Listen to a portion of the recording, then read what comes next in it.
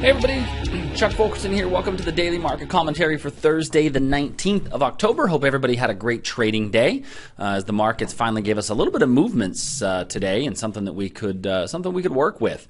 So for those of you that are new to the channel, what we do every day is we go through the same futures markets and we leave our lines on the chart so that you can see the evolutions of positions as they occur. So let's go ahead and get started. I'm going to start with the S&P. Now, the S&P today, we had yesterday talked about getting possibly long on a breakout above this area, but yesterday in the video we said you need to move your stop up to break even because we weren't getting any follow through on that move. And so my fear was that we were going to come right back down, which indeed we did. We did come back down. I'm still not willing to short this market. It doesn't make any sense to be short this thing.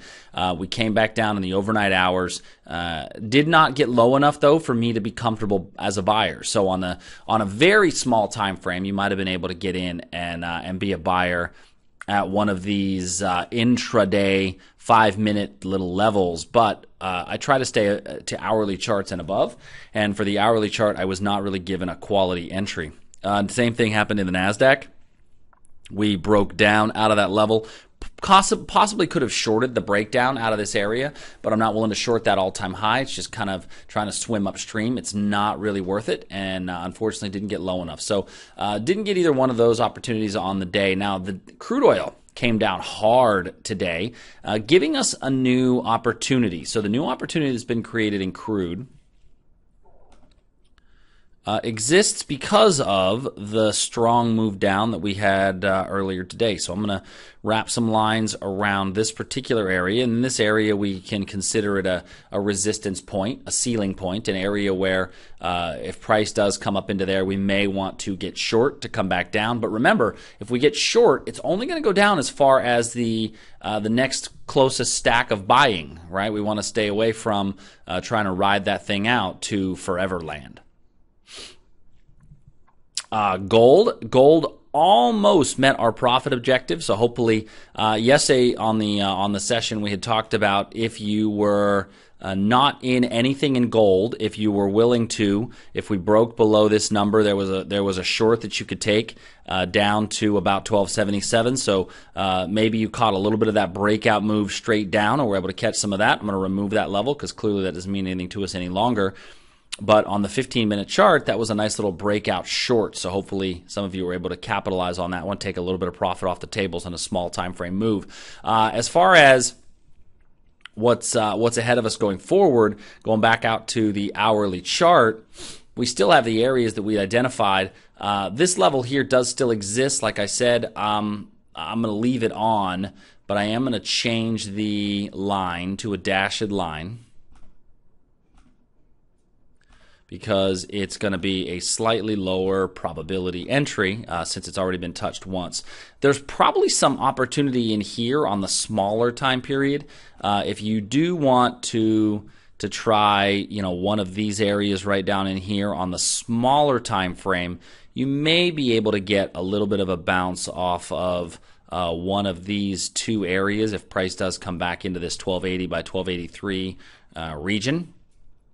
So keep that region in mind. I'm gonna change the colors on this to remind myself that it was a small time frame entry. Let's use a purple.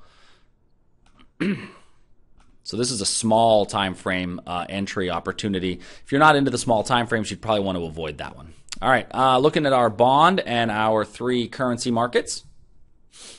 So the first being our bond markets. Now our bond markets today met entry at our level. Depending on how tight you put your stop, this little wick may have stopped you out and then started to come down. Now, look at this, though. It only came down right to this opposing area. Remember, that opposing buy orders are what we have to be concerned with. So going forward, you hopefully you're able to catch that little move down. I'm going to remove these drawings because I think that this is no longer valid after price coming to or through that little area. And there's nothing on here that I like until this area way up here, and I'm going to leave everything else alone. On the Aussie, now the Aussie, another example of we'd had this level highlighted. Price hit the area, and then notice it came back just to the opposing area of buying. That's all it came back to was so as much as I'm a big believer in set it and forget it, I do believe that when you enter into a position, it's good to go look at the trade and see where's the opposing area that's going to be my profit objective. And so if you were tight on your opposing profit objective on here, you may have caught a nice little short out of here. If you were not, then you probably have been stopped out of it. So as much as I like set it and forget it, I like to set it and forget it once I get into the trade. Because that's really how you're going to set better profit objectives. Other than that, I'm still going to leave the level that we have up above in its place. I think that's still a valid opportunity and a valid level. You might get a little, area down in here, but I'm going to let that go for now. On the euro, so the euro, we're getting back to this area up here, and I'm going to allow that thing to continue to rally up on a small time frame. If you go down to, say, a 15-minute chart, you might find something in here if we do get a little bit of a pullback into this range.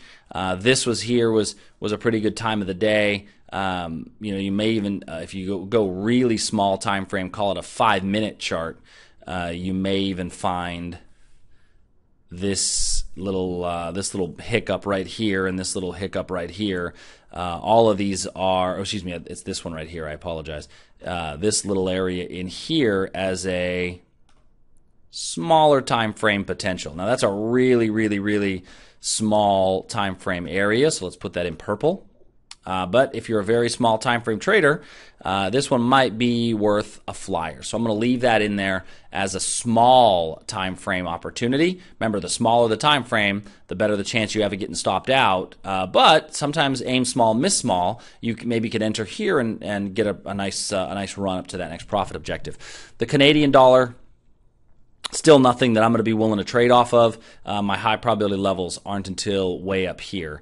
And then our newest markets, which we just started doing yesterday by popular demand. Nat gas would be our first one, and we rallied up into the nat gas level that we talked about yesterday. So you might be short this nat gas position right now, and if you are, great.